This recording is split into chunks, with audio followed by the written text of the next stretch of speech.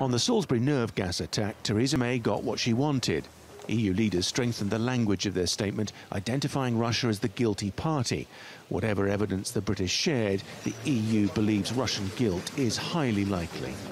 The threat from Russia is one that respects no borders, and I think it is clear that Russia is challenging the values we share as Europeans, and it is right that we are standing together in defence of those values. There was recognition around the table last night about the threat that Russia poses.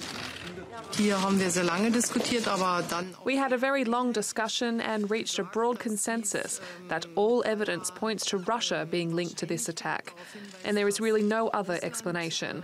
All member states agreed with this point of view.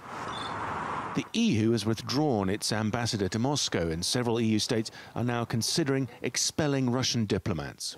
Getting the EU to speak with one voice is always difficult, particularly on Russia, with whom some EU states have close relations. So this is a big achievement for the British. The evidence that Prime Minister Theresa May shared with her 27 colleagues on Thursday night proved convincing.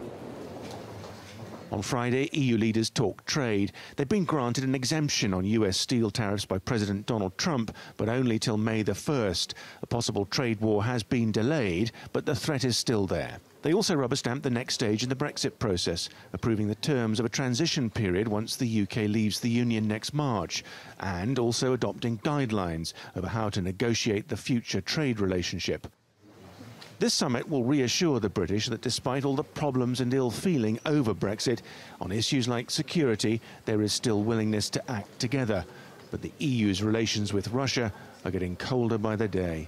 Simon McGregor-Wood, TRT World, Brussels.